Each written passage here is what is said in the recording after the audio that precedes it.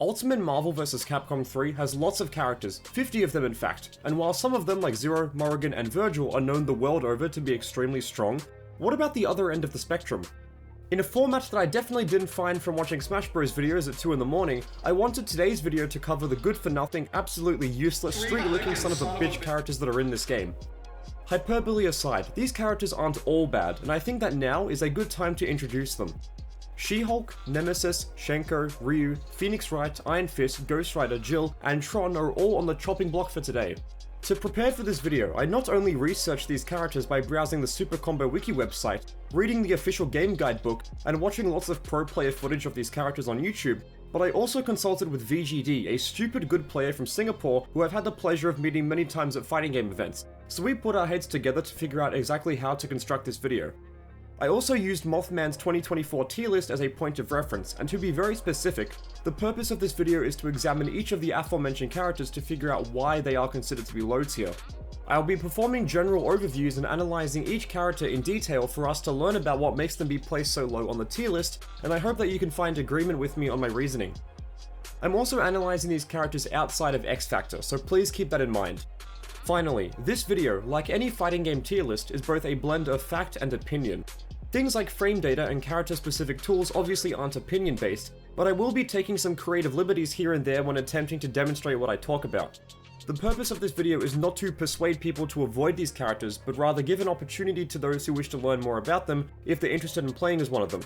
Okay, with all of that out of the way, let's begin looking at the low tiers of Ultimate Marvel vs. Capcom 3. Jennifer Walters, aka She-Hulk, is the cousin of Bruce Banner, and after being exposed to some of his radioactive DNA through a blood transfusion, she too can turn green and become super strong. She-Hulk is a close-range fighter with an emphasis on stance cancels and command grabs.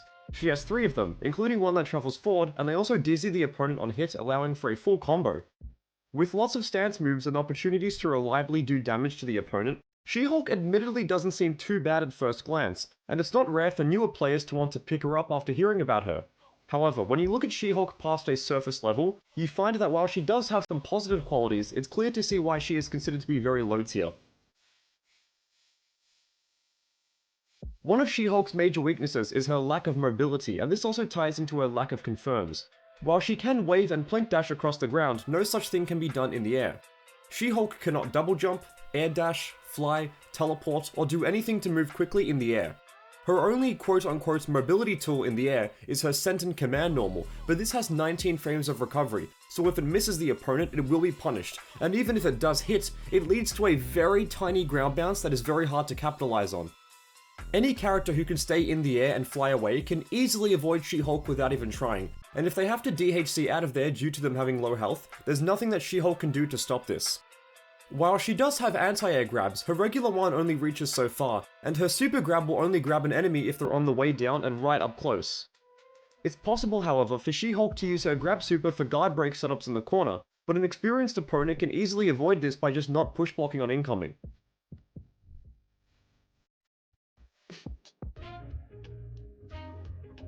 She-Hulk also has next to no support value on any team. Her assists are Torpedo, Clothesline, and Somersault Kick. This move is a DP that has no invincibility in armor, and the angle it sends the enemy flying on hit makes it almost impossible to confirm it into a combo. Clothesline is slow and doesn't go very far, and Torpedo is a forward-moving low OTG. While this is her best assist by far, as it allows for combo extensions, characters like Wesker also have OTG assists that are faster and more reliable. If you're playing against a common shell like Morrigan Doom that loves to fill the screen with projectiles, She-Hulk has no way of fighting this on point, and she also has no way of fighting it as a support character. Her Torpedo assist is pretty much only used in combos, and this means that you'd have to rely on your other assist to help you out, so I hope you picked someone with good assists. She-Hulk's damage and combos, while I wouldn't say they're bad, I would say that they're very mediocre. She-Hulk is very reliant on wall bounces, and this is because her primary combo super, Emerald Cannon, uses a wall bounce to connect fully. However, this game only allows for 1 wall bounce per combo, so if you were to use it already, either by using her anti-air grab super, or by using a point character that already used one in their combo, then the wall bounce from She-Hulk super will never happen. With the wall bounce, you get decent to good damage that most other characters can already get, but without the wall bounce, you pretty much get nothing meaningful. By the way, She-Hulk's optimized combo routes include wall bounces, so if you do one of these, then you cannot fully connect with the super. Finally, let's talk about She-Hulk's damage output.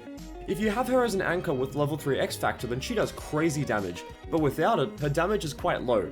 She either has to spend lots of meter for combo extensions that do decent damage, or she has to try and go for a reset which is never guaranteed to work. Her Emerald Cannon Super admittedly has really good damage scaling if it connects fully, but like I said before, her optimized routes already use the necessary wall bounce.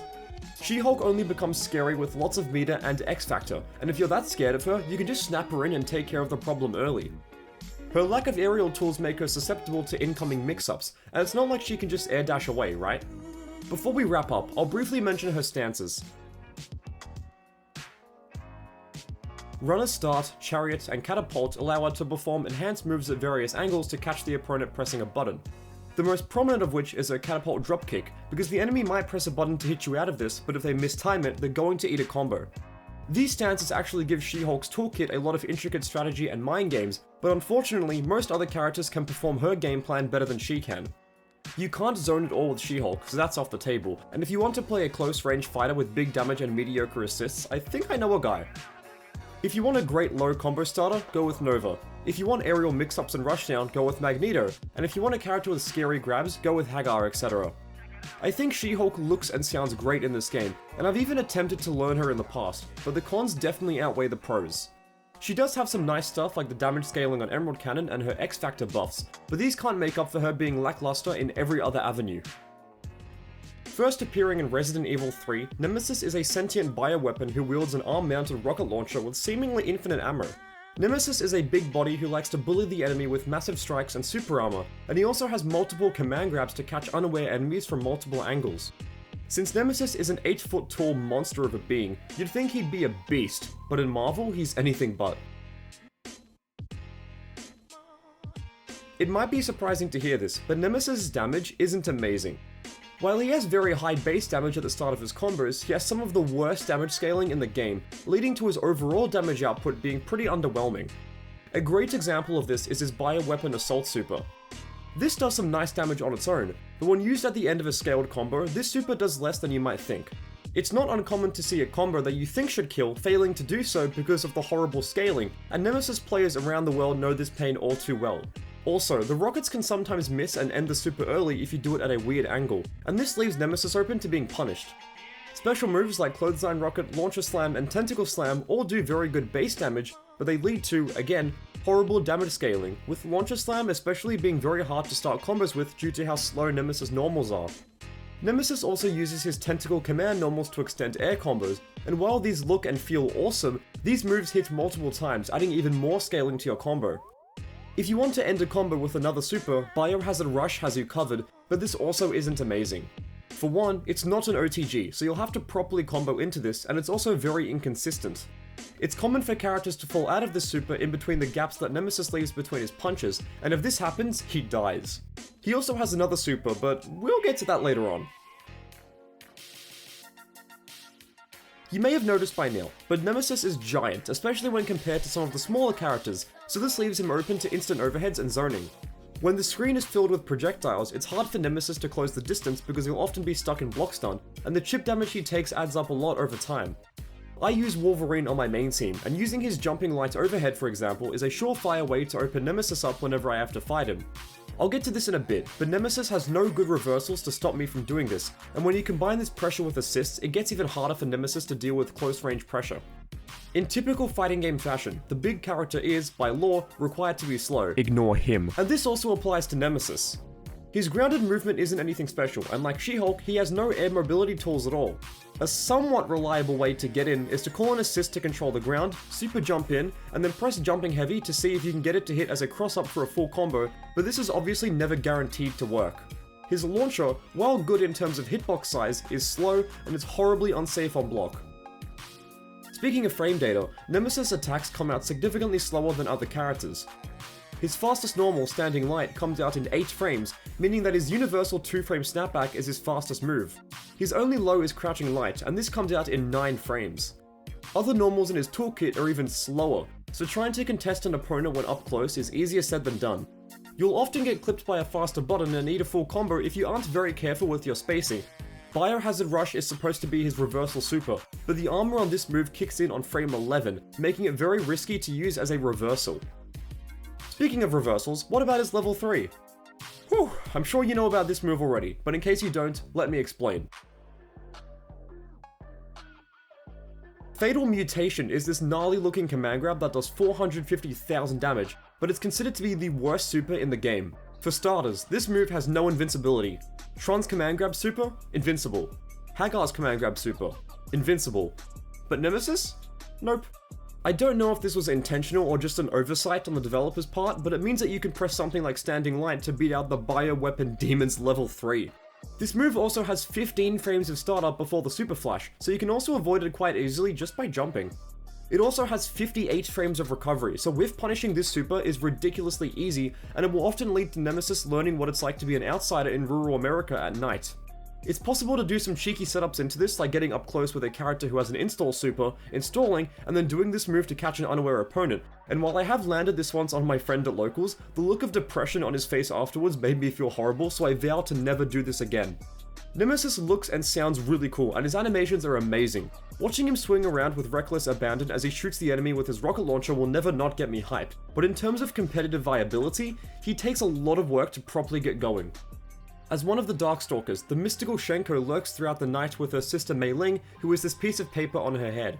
They both control each other's power to ensure that a terrible incident never occurs if one of them were to go ballistic, but in Marvel 3, there's no chance that Shenko is going to be a threat. For starters, let's see what she does well. Moving on. Nah, I'm joking. Shenko does have a super armor install super that when combined with her Senpu Bu assist, is a forward-moving lockdown tool with infinite super armor. This is very frustrating to deal with, especially if you're playing a character that has to be up close to fight effectively. Just think about that for a moment. Shenko's best asset involves her not being played. If that doesn't tell you she's bad, I don't know what will. Okay, now let's move on as to why Shenko deserves a spot in this video.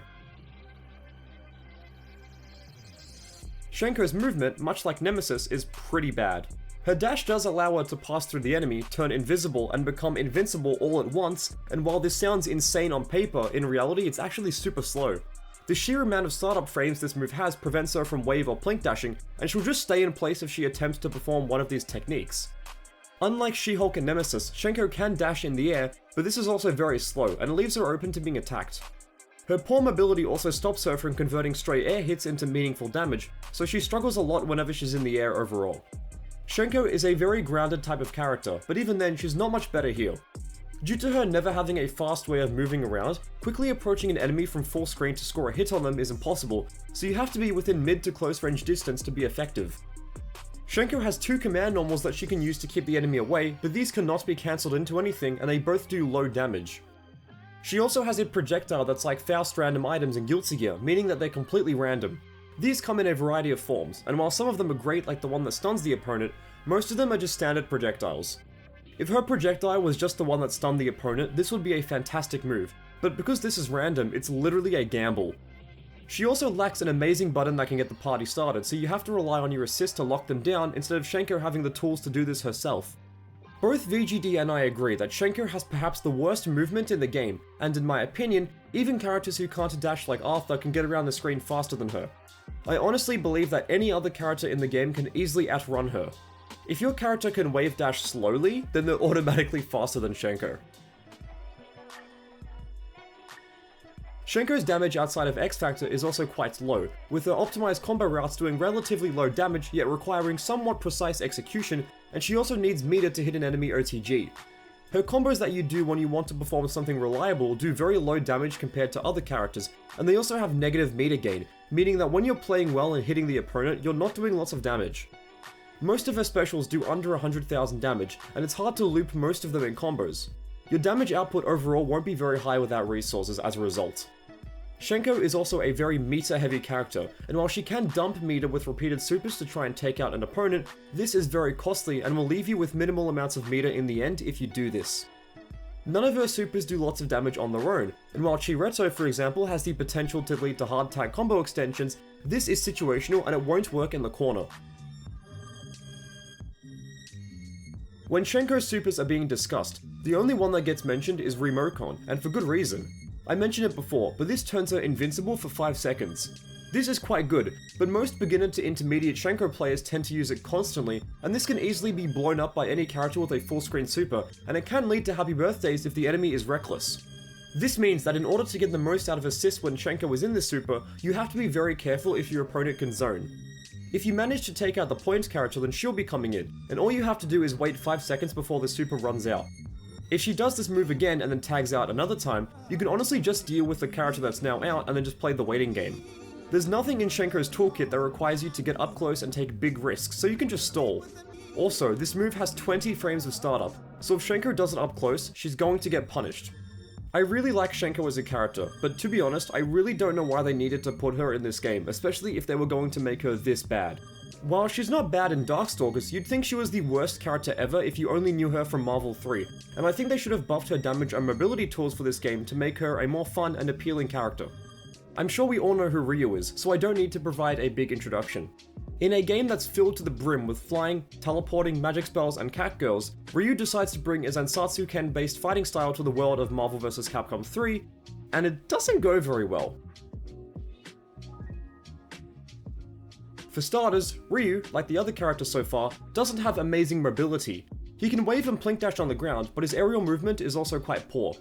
Ryu does have a super jump, but when he does this, his only air mobility tool is to do a Tatsu, and while this can be super cancelled downwards to try and catch enemies who are below you, he can easily be punished if this is baited out. His normals are also quite stubby, so you have to plink dash really quickly if you want to get in from full screen. Not even Ryu's specials are that great in terms of range. While the Hadouken is a full screen projectile, it's not very fast. His DP is only going to work up close, his Tatsu doesn't go super far and is very committal, and his harder special moves aren't that much better in this regard either. The DP has the same horizontal range issues, his fireball spam has bad range, the charge one does go full screen and it's invisible, but if you see the charge animation you can easily defend against it. This means that Ryu has to be up close to get his offense started, and while his cross-up light air Tatsu and standing overhead can help him to achieve this, many common characters in this game can simply take to the skies to avoid all of this. Hadouken is a standard fireball with just nothing special going on. Shoryuken is an anti-air assist with no invincibility, and the vertical knockback makes confirming this move into a full combo very hard. Tatsumaki Senpokyaku is mostly used for lockdown, but it cannot destroy projectiles like Akuma's Tatsu assist. All of these assists leave Ryu open to being sniped from a distance due to them having lots of recovery, and if you have a good DHC ready, you can take out Ryu for making a bad assist call. I've never seen anyone in my life use Shoryuken assists, and while Hadouken and Tatsu assists aren't bad per se, they're certainly a bit mediocre. His assists, mainly Hadouken, are used in combos for extensions and for squeezing out a bit of extra damage when you can, so overall they're not anything amazing or meta-defining. His combos also aren't super long, so your opportunities to build meter when on the offense are quite limited. The most common solo Ryu combo is a ground starter into a wall bounce, dash up, launch, air magic series, heavy Tatsu, air super. This does some nice damage, but you lose meter in the process. He can also cancel into his Hado Kakusei and still super mid-combo for extensions, but the down-down motion required to activate the super means you'll get it accidentally sometimes if your dashes aren't perfect. Ryu can continue to build meter in this mode, and while it does make him 15% faster and change his supers, it also prevents him from doing OTGs. One of Ryu's biggest weaknesses is that his only OTG is an air super aimed downwards. This makes confirming off throws very hard, as you need to Tiger Knee the super motion in order to get the move out, and if you want to do more damage after a hard knockdown and you don't have an OTG assist, you are out of luck. Not having meter with Ryu is deadly, because it means you cannot do meaningful damage, activate your install when safe on block to force mix-ups, or convert hard knockdowns into big damage. It goes without saying that Ryu is a very meter heavy character and he struggles hard without it. The final point I'd like to mention about Ryu is one that I find a bit hard to put into words, but I'll do my best to explain it. Ryu just kind of lacks something special about him that helps to separate him from everyone else.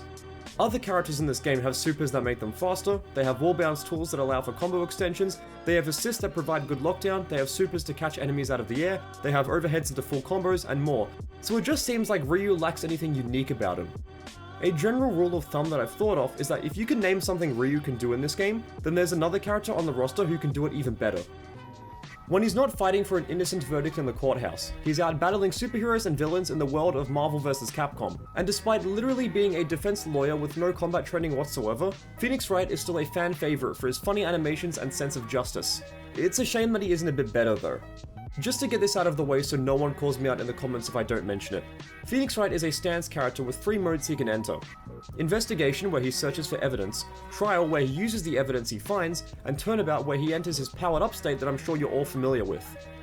While the latter is incredible, everything else about him in this game is either mediocre or flat out bad, and I'll do my best to explain why. Phoenix's win condition is to get evidence, run away for a bit, and then go for an objection when the time is right. But without any air mobility tools and only a standard set of ground tools, this is easier said than done. If he tries to go in when not in turnabout mode, the shockingly low damage and range on his normals severely hold him back, and it makes doing big damage without spending lots and lots of resources impossible. If you haven't found any evidence yet, then there's absolutely no way for you to be a threat, so you have to run away and beg that you get the chance to get evidence. Phoenix Wright is highly dependent on characters that can keep the enemy away with their assists, but there's always a chance that he'll get clipped and die if the enemy knows the matchup well. For a character that loves to run away from the enemy for the most part, he doesn't have any tools that help him do this outside of the universal mobility tools, and while Maya's shield helps him keep enemies at bay, damage scaling doesn't apply to her, meaning beam assist will shred through Maya when combined with your point character. There's only so far back that he can run, so he's going to hit the corner eventually, and when he does, Phoenix Wright better hope and pray that he can get out of there quickly. Phoenix's only low, by the way, is his crouching light, and this move has terrible range. This means that you can just pretty much block high all the time and never have to worry about being clipped by a fast low if he's at a distance. I mentioned his evidence before, and I'll explain it in more detail now. By pressing launcher and any other attack button, Phoenix can pick up a piece of evidence that gets added to his inventory. These can't be used in investigation mode, but when you switch to trial mode, they become special moves. Some of them aren't very good, and while others like the phone help Phoenix out a lot in keeping the enemy away, there are 2 problems with this. Firstly, if you get predictable, any character with a fast full-screen super can easily punish him, and secondly, these are all RNG. In addition to the special move evidence, there are also pieces of bad evidence which are darker in color. Attempting to use these bad pieces of evidence in trial mode will result in a failed special move, so you have to throw these away. However, you can get multiple pieces of bad evidence in a row, and it's 100% RNG based. This means that entering Phoenix Wright's win condition is heavily dependent on luck, and frantically searching for evidence when under pressure only to keep getting bad evidence over and over is the worst feeling in the world. Sometimes you can find pieces of good evidence really quickly, and sometimes it takes forever to find them. If this sounds bad, it's because it is, and I can only imagine how horrible it must feel to keep getting bad evidence in a tournament setting.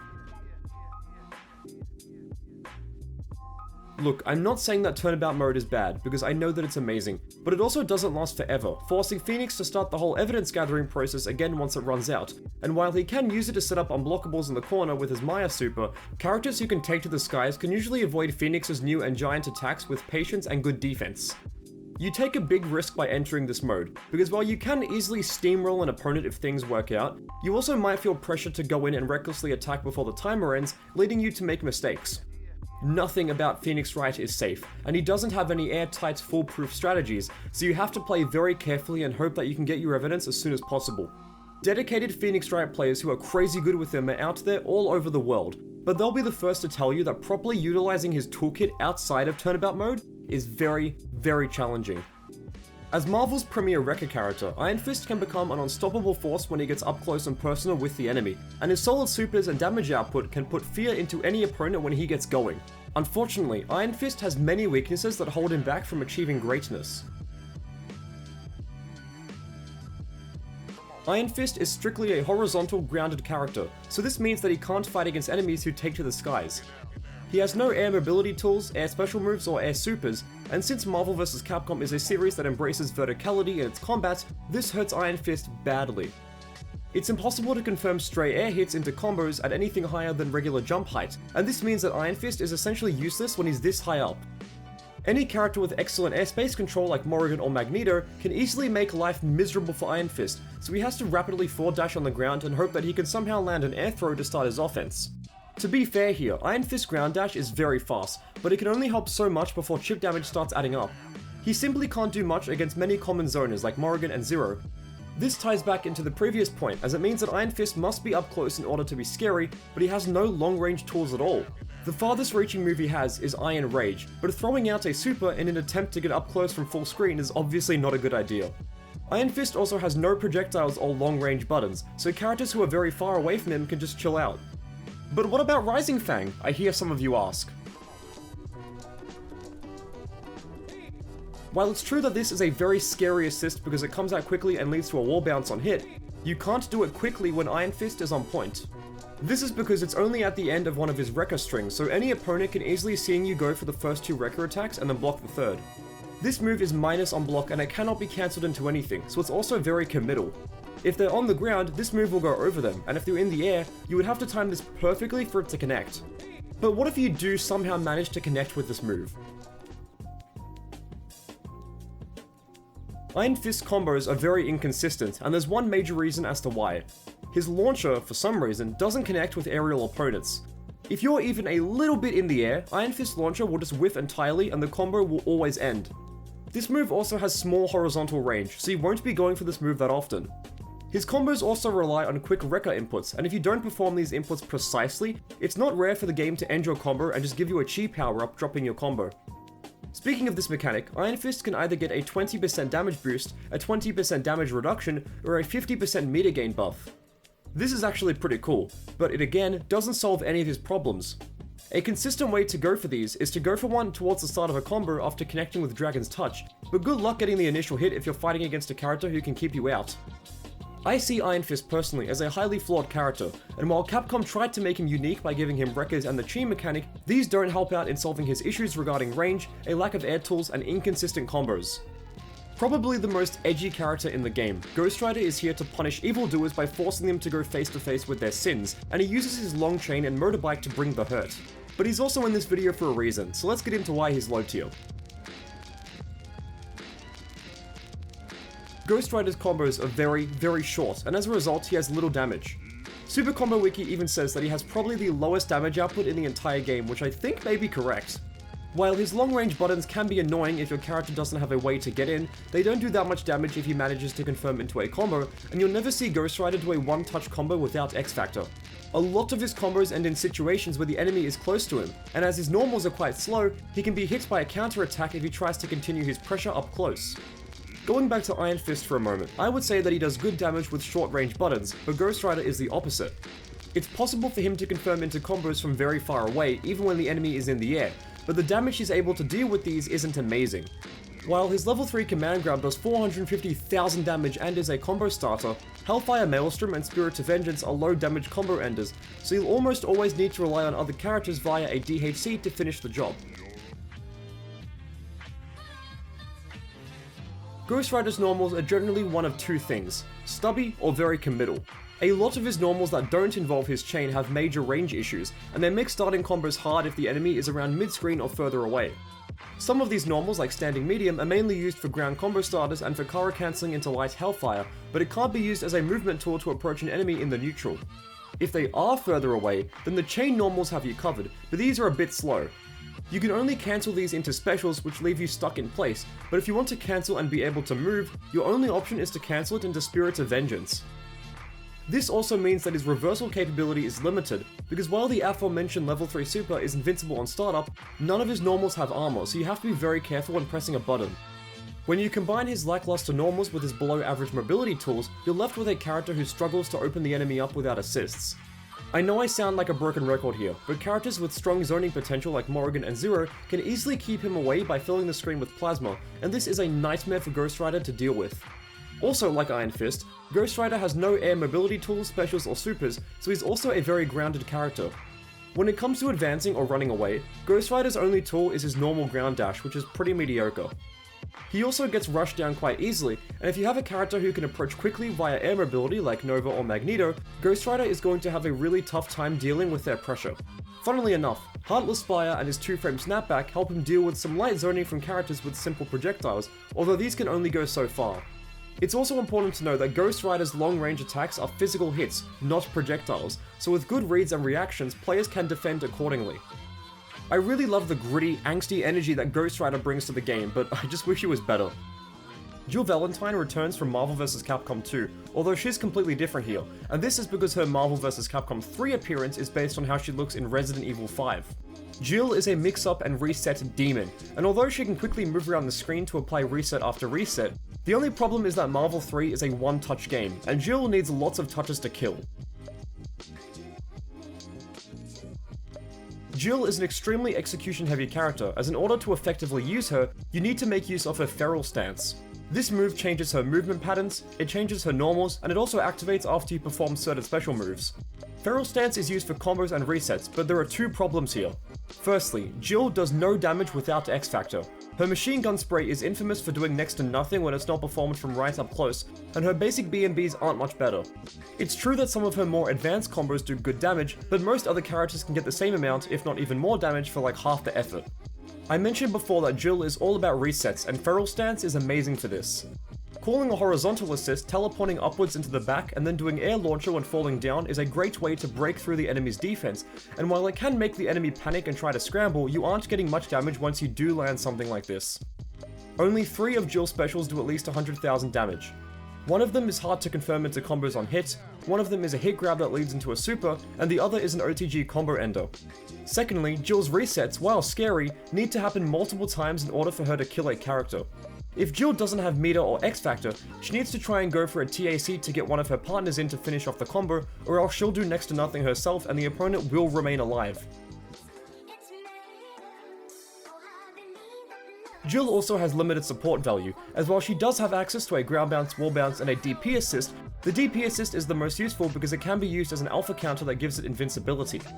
This is actually pretty good, but it also means that you have to pick the DP assist, and this move has no invincibility frames without an alpha counter, while also having over 2 seconds of recovery.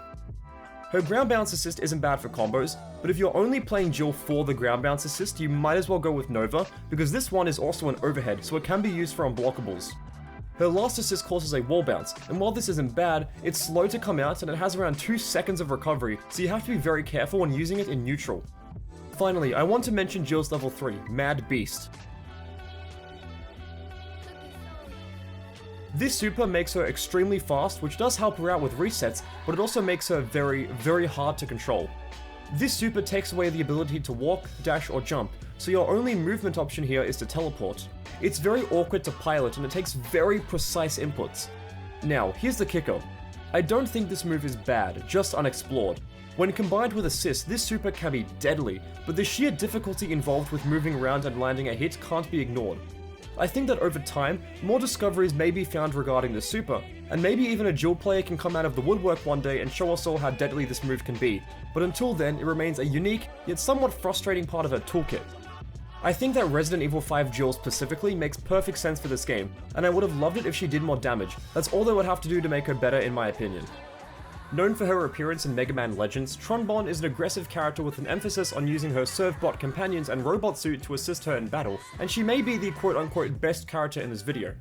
I wouldn't say that Tron is a bad character flat out, but there are certainly things that hold her back somewhat, so let's get into it.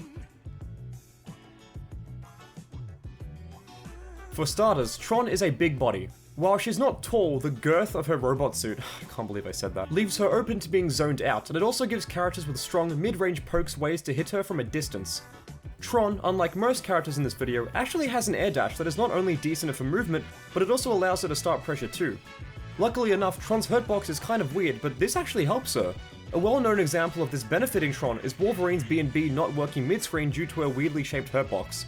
Unfortunately though, this comes with a price, because Tron still gets zoned out easily due to her being a big body, so having to deal with chip damage is an unfortunate reality for the character.